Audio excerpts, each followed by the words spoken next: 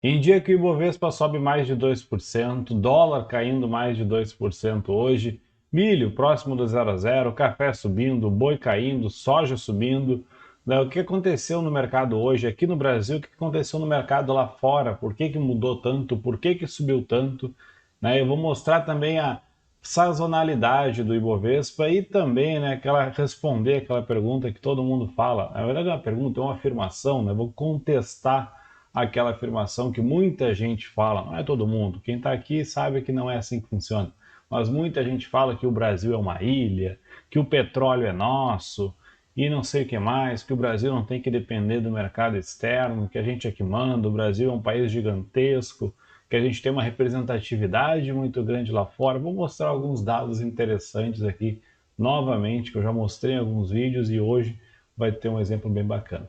Beleza? Vamos ver tudo isso aqui no Brasil, o mercado americano também, as nossas commodities, bolsa e ações também em mais um vídeo.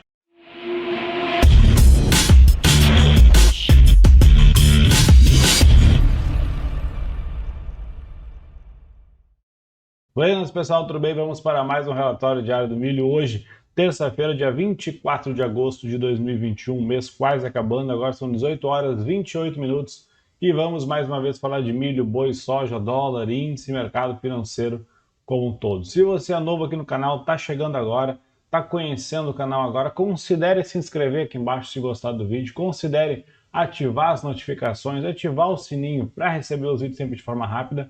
Use os comentários aqui embaixo, envie suas dúvidas, suas sugestões, isso faz com que mais conteúdo seja criado, mais pessoas sejam atingidas e aí o canal cresce. O YouTube entende que esse canal é um canal educacional e cada vez mais a gente traz mais conteúdo, cria mais ferramenta e todo mundo se ajuda. E também escaneie o QR Code que está aqui no cantinho, né, ou clica aqui embaixo no primeiro link na descrição para entrar lá no grupo do Telegram.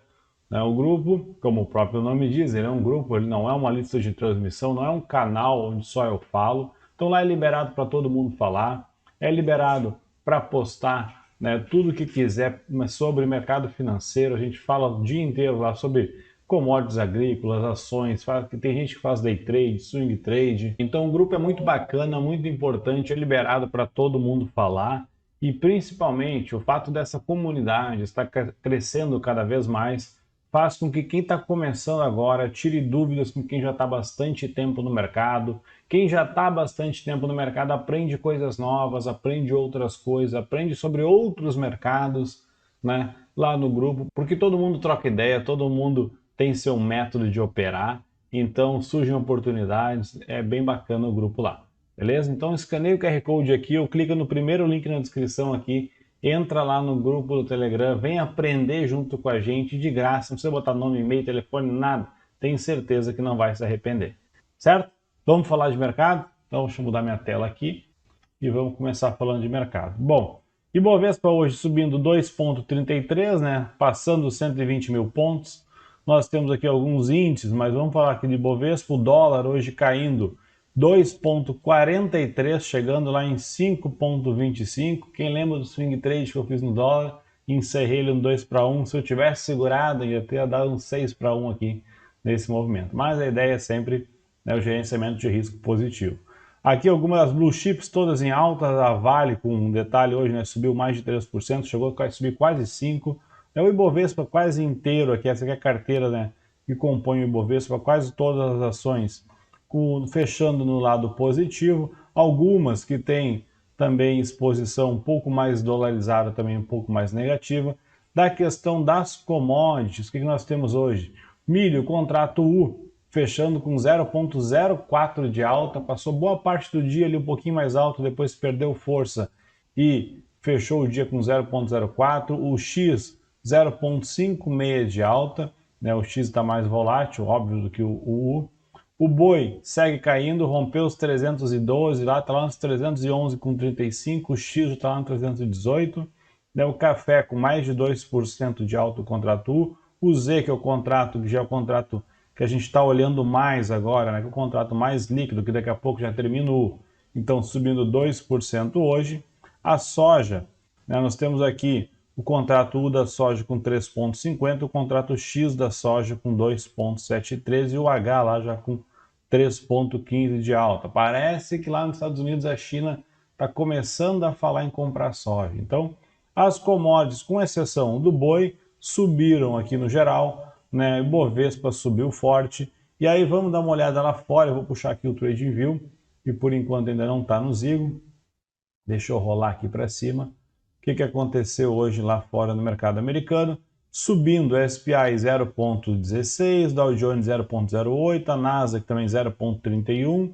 Né? Então as bolsas aqui americanas em alta, as bolsas da Europa e da Ásia num componente meio misto, algumas subindo, algumas caindo, mas todas perto da estabilidade. Né? Vamos dar uma olhada aqui, deixa eu ver o dólar index, ó, DXY caindo também, então além da valorização do real, aqui do dólar perdendo força aqui dentro, o dólar lá no cenário mundial perdeu força frente a outras moedas, então também isso ajuda a empurrar o dólar para baixo, numa queda expressiva que teve hoje.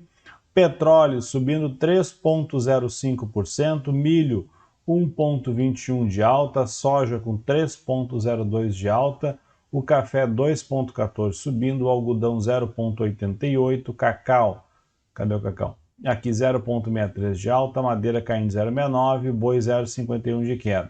O cobre subindo 0,38, o minério deu uma respirada hoje, a Vale aqui subindo lá fora mais de 5%, né? Anglo América 2,7, Rio Tinto 1,13, BHP 1,03.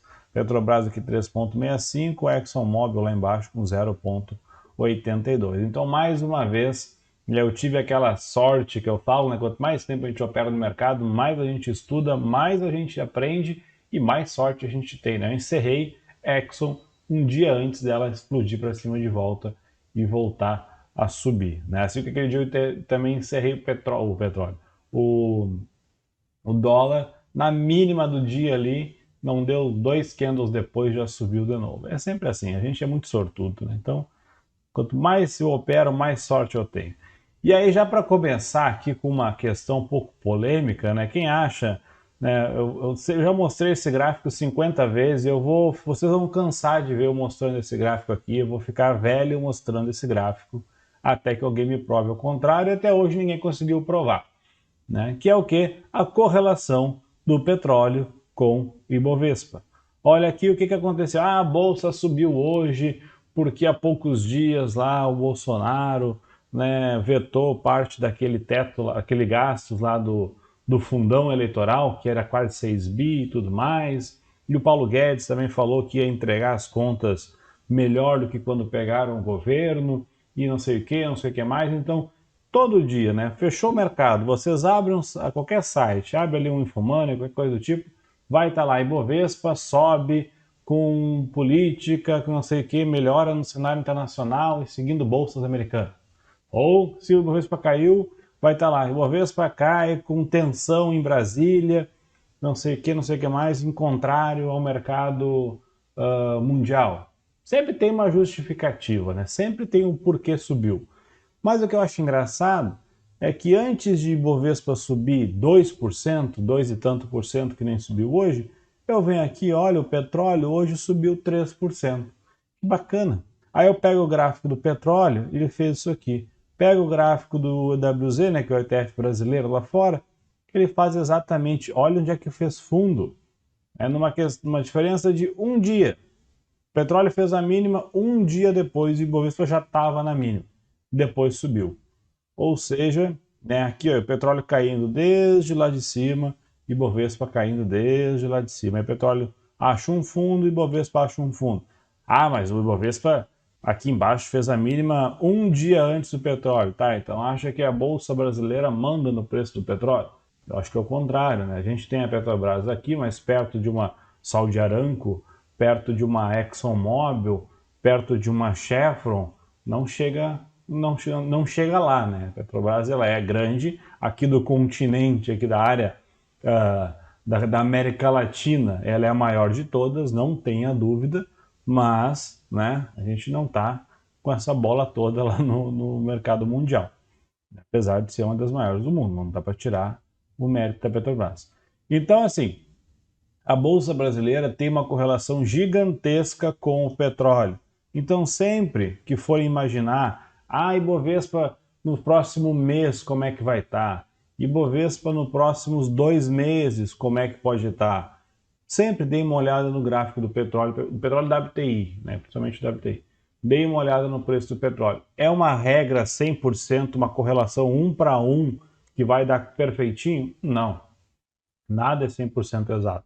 Mas a chance da correlação ser muito alta, a chance de acertar um bom movimento baseado numa leitura do petróleo ou se precaver de entrar errado no Ibovespa pensando, olhando o petróleo, é muito bacana. E se a gente botar aqui, ó, se eu tirar aqui o EWZ, por exemplo, e eu colocar só o petróleo, colocar aqui num gráfico de candle, né? Pode ser, vamos botar candle.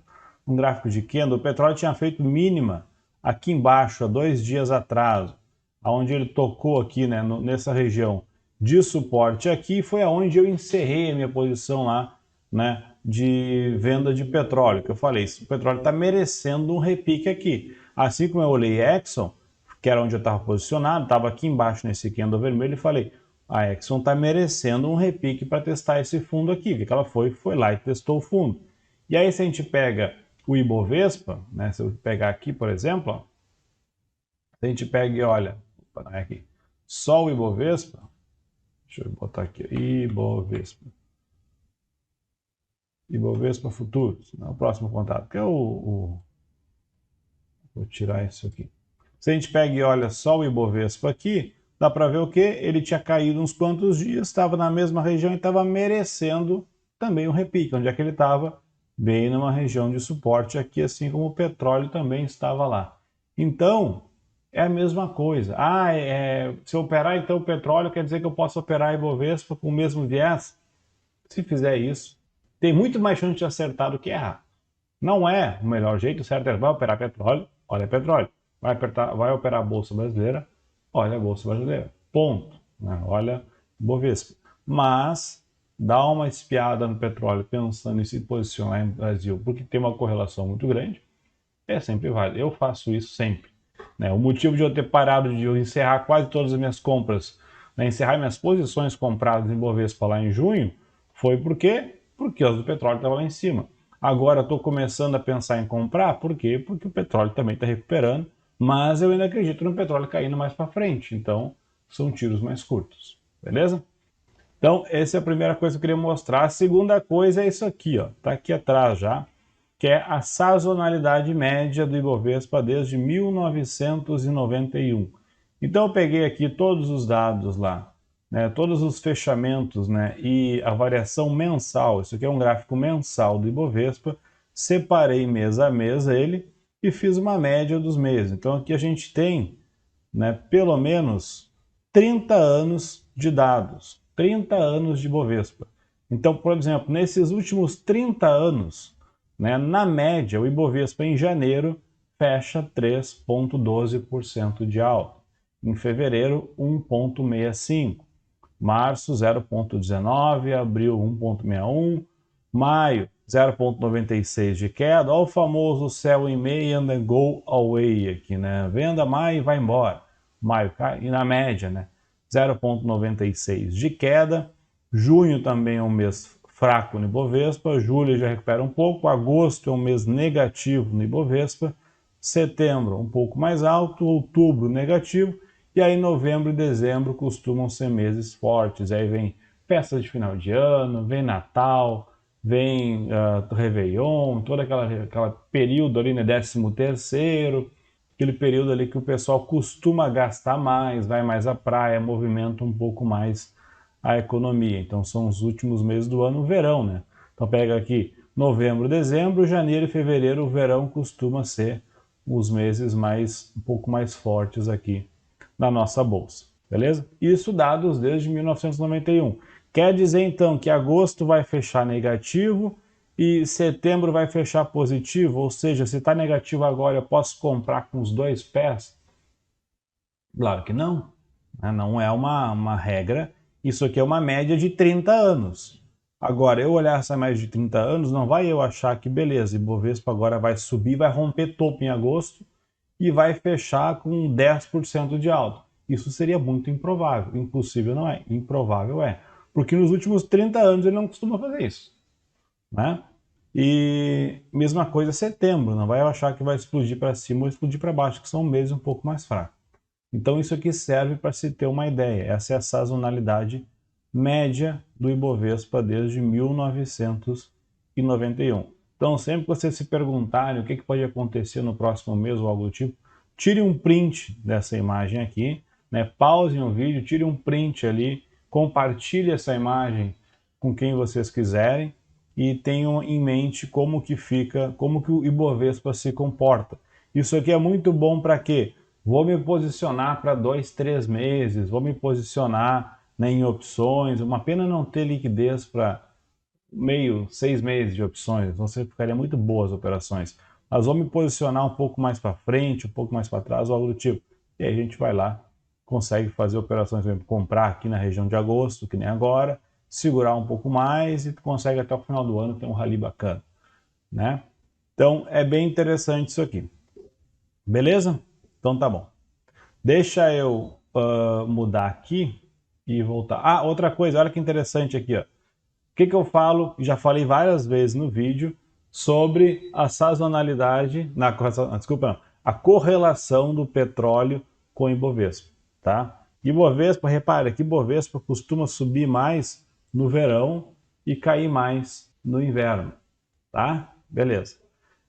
O Brasil tem uma correlação forte com o petróleo, em especial o petróleo WTI, né? O West Texas, lá o petróleo americano.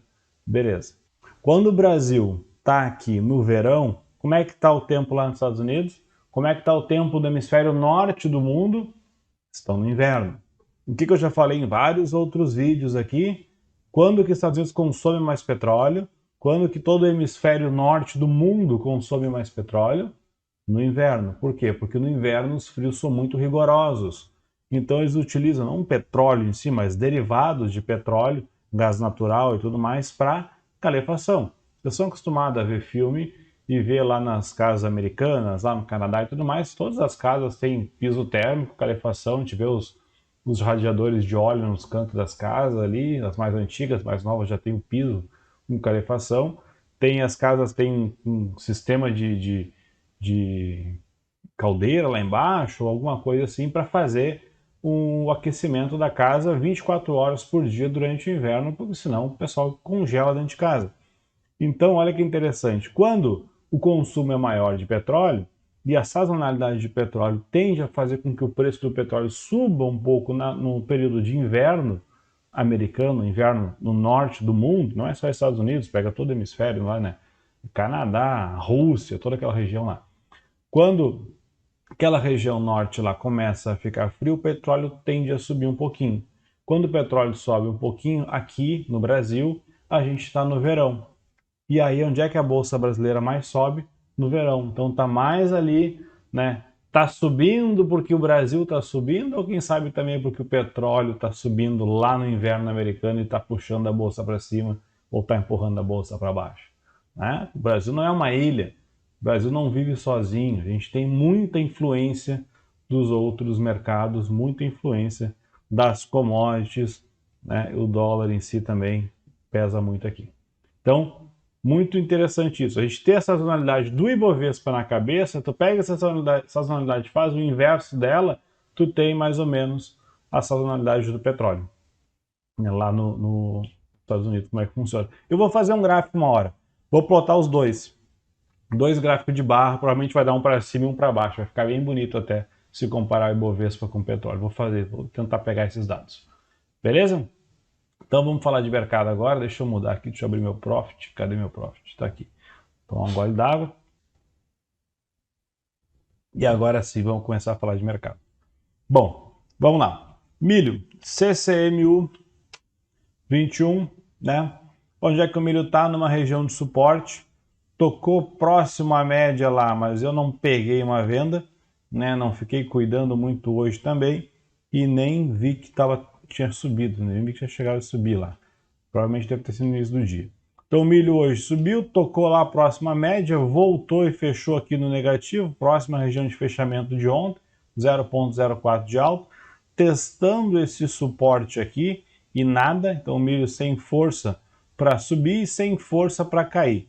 Aqui, né, pela aquela regra de gerenciamento de risco, de uma assimetria de risco positivo, seria muito melhor agora, aqui no fundo, tentar pegar aqui, né, que nem aqui nos 95, 94, alguma coisa, seria muito mais produtivo ou muito menos arriscado eu pegar uma compra aqui para tentar pegar novamente um repique aqui de um ponto e pouco até uma média, já foi, mas, por exemplo, amanhã, poderia tentar comprar amanhã aqui para ele subir aqui e até aqui, né, até o topo de hoje, ou até mesmo no máximo lá na média encerrar a posição, ou pensar em encerrar, né, se subir sem parar a gente fica comprado, mas botar ali um alerta, acender uma luz amarela ali, então é muito mais vantajoso eu comprar do que vender.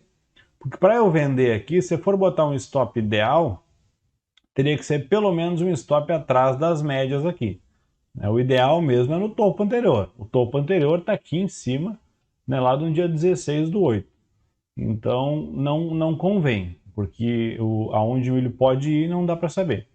Né? Agora, se eu botar um stop atrás das médias, também não fica muito bacana, porque ele pode cair, romper aqui e vir aqui embaixo.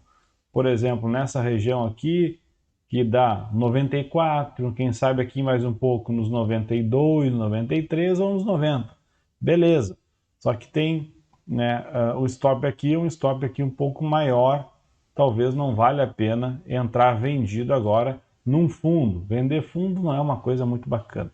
Então, mais ideal seria o quê? Uma compra aqui no fundo, um alvo curto, no máximo aqui na média, como eu falei, e um stop bem curtinho aqui embaixo. Rompeu o fundo anterior, tchau. Não vou ficar comprado. Não vou ficar, estou casado com milho, vou ficar com milho o resto da vida. Não. É uma compra bem arriscada, bem especulativa mesmo. Por quê? Porque é aquela história, está num fundo, está testando um fundo, já foi fundo no período passado, e pela simetria de risco, se eu perder aqui meio ponto e ganhar um ponto, já é um ótimo trade, né? Então vale a pena. Agora, não vale a pena eu botar aqui 3 pontos de stop para tentar ganhar 3 pontos de stop. É um prejuízo grande para um risco, é um risco grande para um possível alvo muito improvável de acontecer tão fácil, né? Então, por isso que vale mais a pena pensar em comprar aqui num período um pouco mais curto. Ah, então não está comprado? Não, não estou comprado, estou esperando, né? Aqui, ó, ontem ele subiu, caiu, mostrou força no final do dia, fez esse candle aqui. Eu estava esperando que isso aqui poderia ter sido uma liquidação, alguma coisa assim, que hoje ele poderia ganhar uma força, né? Que até no after aqui ele mostrou um pouquinho que hoje ele poderia ganhar uma força e quem sabe subir e refutar esse candle forte que bateu aqui. Mas não, o pessoal segurou mesmo. E ele não está conseguindo nem sequer romper a média móvel de 8 nos 60 minutos. Então, por mais que o milho esteja querendo subir, esteja em cima de uma região de suporte, nos 60 minutos ele ainda nem conseguiu subir. Ele fechou 2 candles acima, o terceiro já fechou caindo e o quarto deu uma paulada para baixo. Isso desde 10 dias atrás, lá 16, 15, 16 de agosto. Então, o milho não está conseguindo sequer romper a média móvel de 8, a de 20, então nem pensar. Então, ainda não tem um sinal de compra, ainda não tem um candle verde, que nem esse aqui, ó, que compraram e depois deu continuidade, lateralizou um pouquinho, mas aqui em cima, acima dele, mostrando, beleza, aqui embaixo tem defesa, aqui tem gente que se ele for cair, me ajuda a proteger a operação. Por enquanto não tem nada, tá fraco, fraco, fraco. Então, né, ainda não pensei em comprar, mas, como eu falei, vale mais a pena comprar aqui do jeito que o milho está do que vender, né, pensando no gerenciamento de risco. O CCMX, a mesma coisa, ele bateu lá embaixo, voltou um pouquinho, fechou com um candle um pouco mais bonito, né, no gráfico de 60 minutos, olha, ele veio caindo o dia inteiro, mas fechou o after ali, né, em cima da média móvel de 8, pode amanhã abrir rompendo aqui e aí começar a subir um pouquinho, ganhar um pouquinho de força. E aí, quem sabe, ele puxa essa média um pouco e quem sabe, aí a gente se posiciona comprado aqui, com um stop aqui no fundo, um stop relativamente curto, um stop pequeno para essa operação aqui. Se ele subir, a gente pega aqui 2 pontos e pouco, né? Faz aqui uma operação até testar é a região das médias aqui, né, ou algo do tipo, testar aqui o topo do diário. Então dá para fazer 1,5 ponto, 2 pontos tranquilo com stop de meio ponto. É isso. É o que daria para fazer. No gráfico semanal, o milho é para baixo, fez um candle forte de venda semana passada, rompeu abaixo da média móvel de 8, e essa semana tem tudo para fechar abaixo também e bater aqui nos 94 na média móvel de 20. Vai fazer isso? Não sei. É por isso que qualquer compra aqui no gráfico diário tem que ser no fundo, porque se comprar mais acima e ele cair, é estopado muito feio. Né? Então tem que ser uma compra no fundo sempre, que é para o stop ficar barato, e se tiver errado, paga pouco. E também com alvo curto, não vai comprar aqui e esperar que o milho vá bater R$ 108 semana que vem. A não ser que aconteça alguma coisa, né? Não tem muita previsão de que isso vai acontecer tão fácil. Pode acontecer, né? Mas não dá para ficar rezando, torcendo algo do tipo. Tem que operar com os pés no chão. Beleza? Então, por enquanto, ainda fora do milho. Vamos adiante. O boi.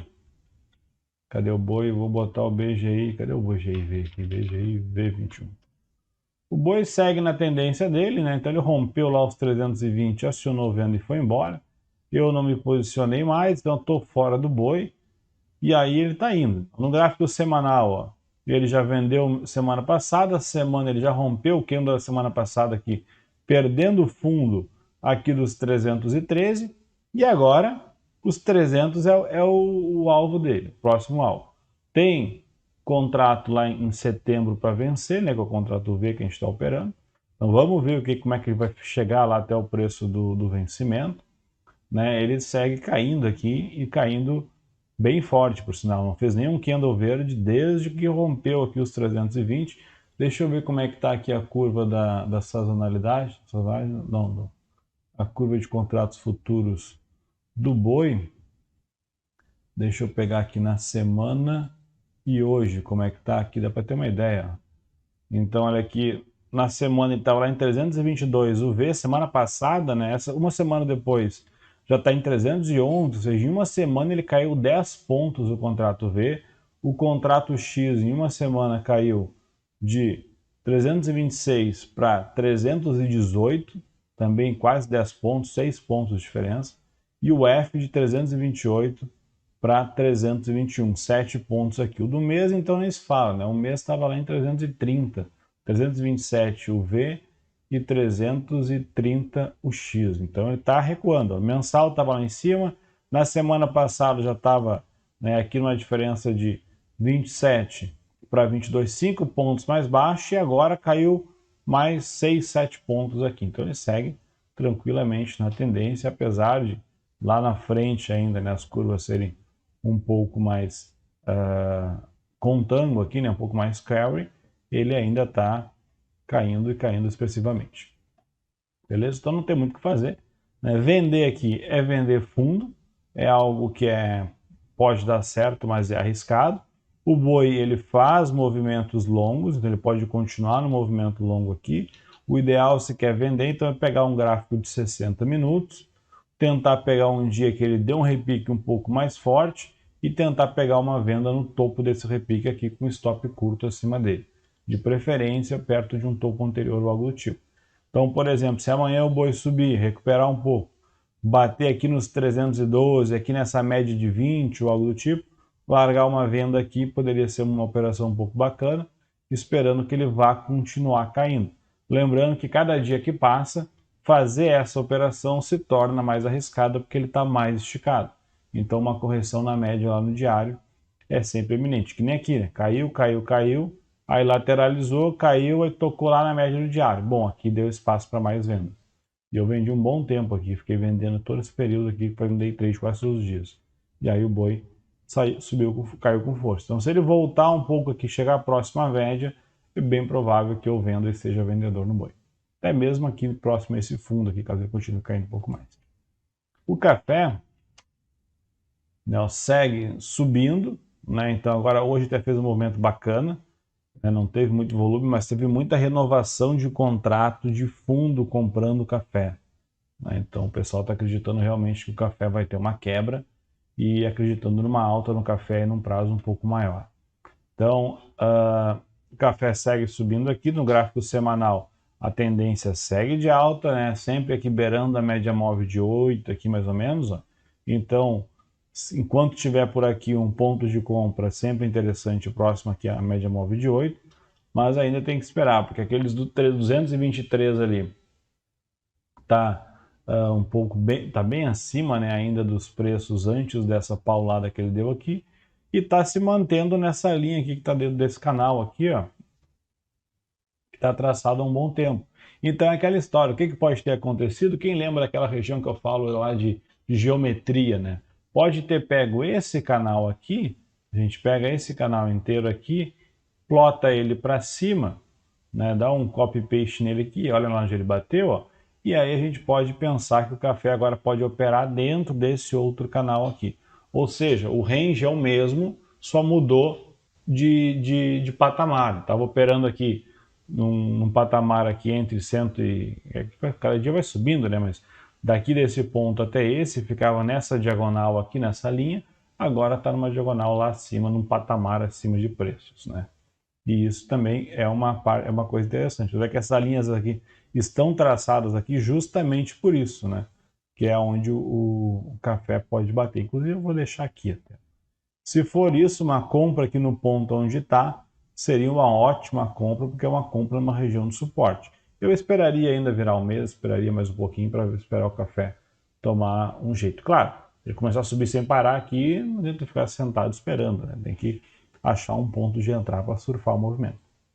Beleza? A soja, respirando um pouco hoje, tem notícia, né, de que a China está, quem sabe, voltando a comprar soja lá nos Estados Unidos e tudo mais, precisa comprar.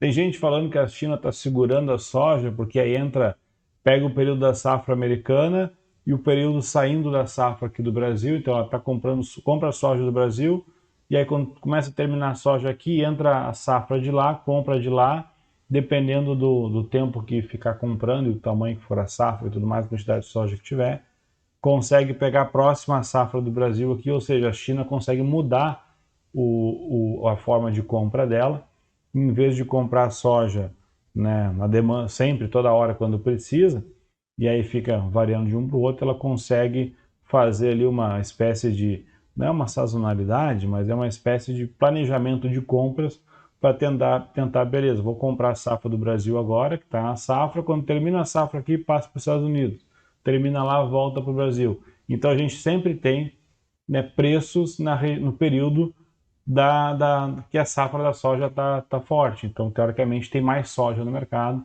e aí consegue dar uma segurada no preço ou fazer o preço não disparar tanto. Claro que tudo isso depende dos estoques internos que eles têm lá, os estoques de passagem, que se chama, que é aquele backup. Então, a China, entre o período que não está comprando, vai consumindo estoque interno e aí depois compra e depois repõe aquele estoque, assim vai indo. Isso depende do estoque de passagem, depende também da produção de proteínas deles, principalmente suínos e tudo mais, então isso tudo também influencia, não só para a soja, a dinâmica é válida para o milho também. Então, por enquanto está subindo aqui, né? Está dentro dessa lateralidade, indo operando embaixo das médias, apesar de ter sido um dia positivo hoje, tem que ficar de olho para ver se realmente vai continuar, se não vai ser mais um dia que nem teve aqui atrás, que subiu, foi lá em cima e voltou. Muito atento a essa região aqui dos 30, pode ser um ponto de venda aqui, né? Inclusive aqui onde está hoje eu não compraria, eu esperaria chegar aqui nos 30, e se fizer um candlezinho bacana, eu tentaria vender aqui e não faria mais nada a não ser isso, porque ficaria muito mais fácil vender aqui. Inclusive eu vou botar uma linha de alerta aqui, né? Porque se fizer um candlezinho pequeno, eu não gosto de operar soja, eu não opero soja aqui no Brasil. Mas se o negócio ficar ali, né, na cara, avisando para comprar, eu também não vou dizer que não vou comprar para vender, desculpa, eu também não vou dizer que não vou vender. Né? Então a gente pode operar também, não tem problema nenhum. Beleza? E aí o dólar, já veio das opções aqui. O dólar, né? Olha o que o dólar fez hoje. Quem lembra que eu vendi dólar nesse candle aqui, encerrei nesse outro candle aqui na mínima dele, que deu em cima da média móvel do diário, um ponto bom de saída, e hoje o dólar vai lá e cai quase 3%, né? E aí o meu trade que ia dar sei lá quantos para 1. Aqui embaixo, nos 30, dava 5 para 1. Não, não dava 5, dava 3 para 1 aqui. Porque era. Dava uns 3 para 1. Aqui, onde está hoje, provavelmente é dar próximo uns 5 para 1. Eu nem fiz a conta. Mas o trader é um eterno reclamão, insatisfeito. Né? Tá sempre chorando. Ou chora porque perdeu dinheiro, ou chora porque ganhou menos do que era para ter ganho. Né? Se eu entrar com 5 contratos de dólar, pegar ali 100 pontos de dólar e vou terminar a operação com um monte de dinheiro no bolso e vou ficar reclamando que era para ter colocado 10 contratos e não 5. Então é assim que funciona. Mas enfim, eu fiz a venda aqui em cima, está aqui os pontos. Eu vendi aqui, encerrei aqui, peguei 40 pontos na operação. Poderia ter pego, né, botando uma venda daqui, foi aqui embaixo que eu vendi. Então eu peguei aqui, ó, 40 pontos na operação. Se eu tivesse segurado hoje até aqui assim, eu teria pego 140 pontos, né? Ou seja, teria pego 100 pontos a mais, né? 3 vezes ou 2 vezes e meia a mais do que eu peguei na operação. Mas beleza, tá tudo certo, não tem problema nenhum. Eu não tinha como saber, pelo menos eu protegi meu risco, porque o dólar caiu, bateu na média móvel do diário, que estava bem aqui, em cima de um topinho anterior aqui, respirou um pouco, e eu pensei, esse negócio pode subir lá em cima. Tanto é que passou meu preço de entrada. Ele passou meu preço de entrada que estava aqui embaixo, e chegou, se eu tivesse posicionado, eu ficaria positivo, teria devolvido 40 pontos, uma coisa que nenhum trader que se preze deixaria fazer. Aí foi lá em cima e vendeu. Como hoje, né? Ele abriu com gap de baixa, que abriu rompendo, vender fundo do dia, que não é uma coisa que eu gosto muito de fazer, né? Principalmente no tempo gráfico muito pequeno, que ele já abriu com gap de baixa aqui, veio caindo e já veio rompendo aqui e tudo mais, né? Então, e aí eu olhei o petróleo lá fora, estava subindo com força, e pensei, ó, talvez hoje o negócio vá subir forte. E não, nem operei dólar, não fiz nada. Então, por exemplo, ponto de venda aqui na média móvel seria bacana uns 5 minutos. Mas eu, mesmo fazendo day trade, eu prefiro operar mais os 60 minutos ou 30 minutos, algo do tipo, do que os 5 minutos. Fácil. Muitas vezes eu olho 60 para, como eu já falei aqui, eu olho 60 para dar entrada, entro como se fosse entrar, não, aqui eu quero vender os 60 ou aqui eu quero comprar os 60. Aí eu vou lá nos 5 minutos, eu traço uma linha aqui, que, quero vender, por exemplo, aqui perdendo o fundo do dia anterior, quero vender aqui nessa linha preta. Eu vou lá nos 5 minutos, o mercado está aqui, então eu vejo, espero um ponto de venda aqui. Onde é que deu a entrada? Aqui. Ó. Então, por exemplo, aqui eu poderia ter colocado uma entrada de venda. Teria vendido nesse candle? Não, também nesse não. Nesse aqui provavelmente sim. Aqui é um candle de sinal, essa barrinha vermelha aqui. É um ponto de venda aqui. Teria vendido aqui com stop aqui atrás. Fiz isso? Não. Não olhei esse movimento, não olhei o dólar, mas é o que eu costumo de fazer. Eu olho um tempo gráfico maior, penso em vender, vou lá e vendo. Fui estopado hoje no índice. Fiz uma operação no índice hoje e fui estopado. Eu achei que ele não ia ter força, ou pelo menos tanta força, né, de subir no topo do dia anterior. Então, quando ele subiu e bateu aqui, ó, eu botei lá no gráfico de 5 minutos, foi aqui nesse candle, eu fui estopado aqui, caí nessa armadilhazinha aqui, porque olha aqui, ó, essa aqui é a linha que eu acabei de traçar, tá? Essa linha aqui no 119.500. Se eu pegar aqui, onde é que ela estava batendo, exatamente no topo do dia anterior. O índice abriu com gap de alta, começou a subir, bateu no topo do dia anterior, fez uma barra vermelha, eu falei, eu vou vender se romper para baixo. Porque já tinha tentado uma aqui, ó. Vou vender se romper para baixo, pelo menos testar aqui o fundo do dia, já estava dando aqui 500 pontos, né? Isso era o que? 9h30 da manhã, estava dando 500 pontos aqui até o fundo do dia. Vou vender aqui, boto um stop aqui atrás e aí tá tudo certo. E aí o índice foi lá, negociou abaixo, pegou minha ordem de entrada, ficou andando de lado aqui. E aí eu fiquei fazendo minhas coisas, quando vê subiu ali a plaquinha do Profit Chart, que eu, ó, já caiu, fui ver, não, subiu. Fui estopado, eu tomei um stop aqui em cima. Perdi alguns trocos aqui, mas está tudo certo, né? Stop de 200 pontos aqui, um alvo de pelo menos o fundo do dia que daria quase 600. Então, é uma operação bacana que não foi mal executada, eu não acredito que foi mal executada, é cair na estatística de que nem sempre a gente acerta. E aí, obviamente, que eu falo, hoje foi um dia, por exemplo, que o índice foi muito forte para cima, né? Se a gente botar aqui pode ser esse aqui mesmo, num gráfico diário, dá para ver que, olha só, abriu na mínima, subiu o dia inteiro e fechou na máxima, próxima à média móvel de 20. Então, se amanhã ele cair aqui, voltar até a região dos 120 mil pontos aqui, não é nada além do normal, né? Então, fechou na máxima e várias vezes durante o dia eu abri aqui, e eu abri o Ibov, por exemplo, e olhava aqui, o índice estava lá em cima o tempo todo, não teve nem sequer caiu. Tanto é que se a gente botar o Ibov num gráfico aqui de 15 minutos, por exemplo, subiu, chegou aqui mais ou menos meio-dia, parou, não teve força de cair 500 pontos para baixo aqui. Né? Ficou o tempo inteiro aqui em cima, aqui em cima, aqui em cima. E fechou quase na máxima. E aqui era 4 e meia, 5 horas da tarde, ele estava querendo romper topo. Ou seja, isso aqui é um mercado muito forte para cima, muito direcional. Então tem que ficar sempre atento a esses movimentos e não tentar de jeito nenhum fazer movimento contra a tendência, porque era 4 horas da tarde e ele ainda estava subindo. Muita gente pensa, final do dia ele vai enfraquecer e vai cair. E aí começa a botar boleta de venda, boleta de venda, boleta de venda e toma um pau operando contra a tendência. Né?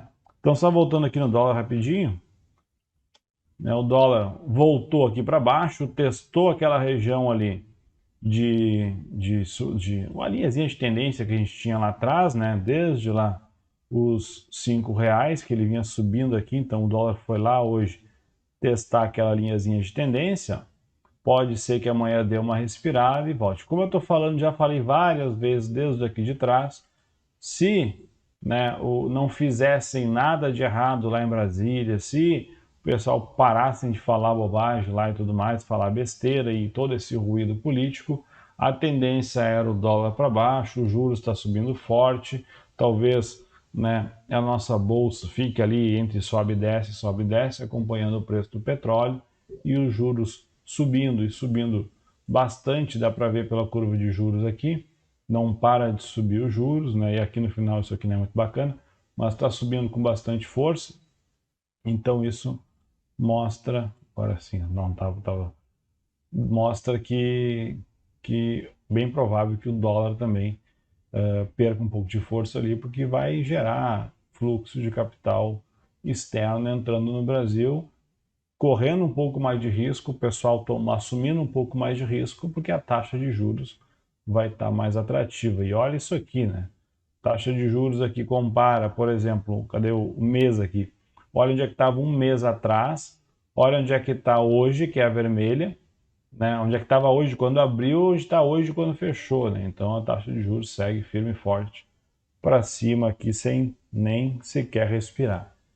Isso é um indicador muito bom, muito bacana e vai estar lá no Zico, já está sendo plotada a curva de juros, né, até 2036 vai estar plotada lá no Zico. Vai ser uma curva igual essa aqui, então vai ser algo igual isso aqui, atualizado em tempo real lá para a gente ver. Beleza? E aí vamos voltar então para o Ibovespa, só para dar uma olhada. O que aconteceu ontem? Ele tinha batido aqui na média, voltou um pouco, hoje rompeu a média móvel de 8, está vindo testar aqui né, um fundo anterior que tinha aqui no 120, que já foi topo também, foi topo do Ibovespa, toda aquela história de 120 mil pontos. Tem uma média passando lá no 120 e 800, ele quase chegou hoje lá.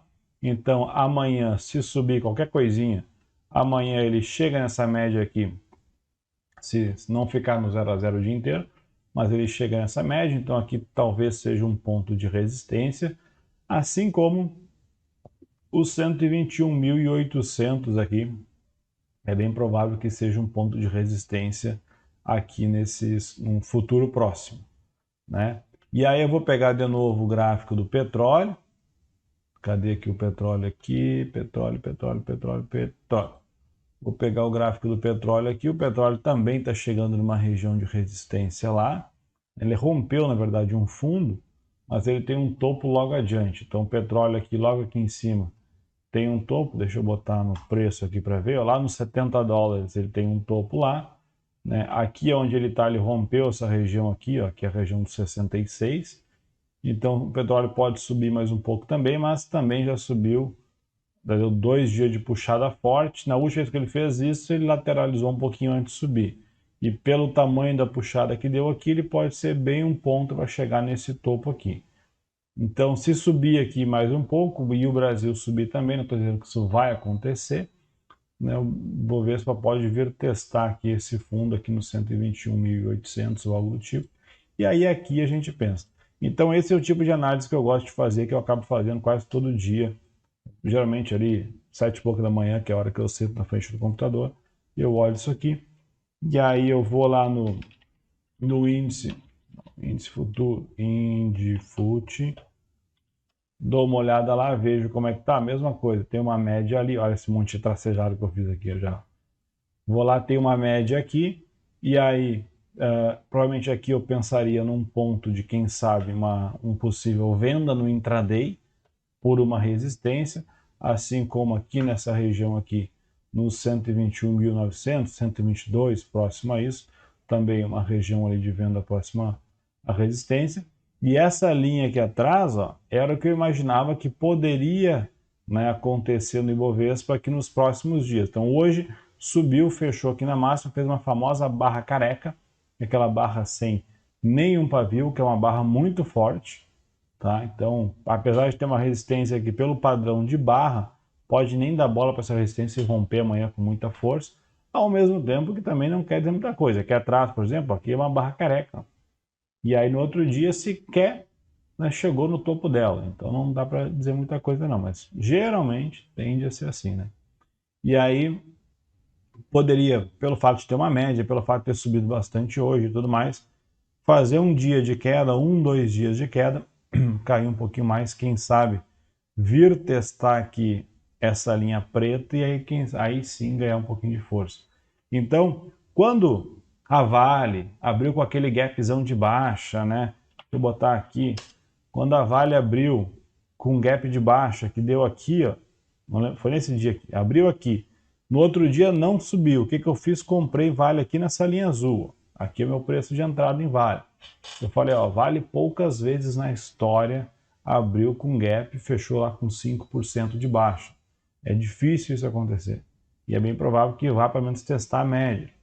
No outro dia caiu. Opa, quase fui estopado, que eu estava quase estopado, né? Então, não cheguei a ser estopado aqui. Hoje subiu, tocou na média e voltou. Ainda estou posicionado em Vale. Pode amanhã cair aqui? Pode. Seria um movimento assim, justo, normal. Mas se Vale subir mais uns 2, 3 dias aqui, já fica uma boa operação aqui, né? Daria para ganhar um percentual bacana se vir testar esse fundo aqui, que é a minha região de saída, que é testar esse fundo, testar aqui o fechamento desse gap, um alvo aqui de praticamente 5% na operação, né? Então, nesse dia que eu comecei a fazer algumas compras, comprei Vale, uns dias antes eu comprei BBSE, comprei aqui nessa linha azul, ó, foi lá, bateu na média, voltou, mas hoje quase rompeu, mas não fechou acima, então já deu um ponto também interessante. B3 também foi um ponto onde eu entrei. Ela abriu com esse gap aqui, que eu falo que as bolsas, que a B3 ia acabar. Depois subiu, voltou, comprei B3 aqui. Aí caiu. Quando chegou aqui embaixo, né, eu comprei opção de B3. Né, então eu aumentei a minha mão em B3, só que além do papel, agora estava posicionado com opções de compra. Já no dia seguinte aqui ela subiu forte, já me deu um lucrinho, não realizei, obviamente, eu comprei a opção sem ser o próximo vencimento no outro ainda. E agora está no 0 a 0, né? Então tô posicionado aqui, ou seja, eu sabia que o Ibovespa ia fazer um fundo aqui embaixo, por isso aquilo. É óbvio que não, mas tinha ações interessantes para comprar, com pontos interessantes de compra, e eu comecei a comprar. Eu estava líquido desde lá de junho, vou começar devagarinho. Comprei Vale, comprei BBSE, comprei B3, comprei algumas opções, tem outras ali que eu estou rastreando, né? Aí fiz aquele day trade no dólar, swing trade no dólar caindo, então já era um pouco de viés, um pouco de alta no Ibovespa. Então a gente vai se posicionando, uma visão um pouco mais de algumas semanas, né? E durante esse período de algumas semanas eu vou tentando pegar e encaixar operações um período um pouco menor, uns 60 minutos, no diário, até mesmo no intraday ou algo do tipo. Essa é a ideia. Beleza? E ainda trabalhando em cima do Zigo aqui toda hora. Beleza? Então, basicamente, por hoje era isso. Qualquer dúvida, envia aqui embaixo. Envia essa sugestão aqui também. E fiquem sempre atentos ao petróleo. Estudem sobre o mercado de petróleo. Entender o mercado de petróleo mundial, como que funciona, é muito, muito bom. Vai abrir muito a mente de vocês. Por mais que, eu não gosto de petróleo não sei o que mais, o negócio é carro elétrico, é isso, aquilo, aquilo outro. Esquece. Olha o petróleo, porque mandem muita coisa e o Brasil é uma delas. Beleza? Valeu, brigadão, um abraço, até mais, tchau.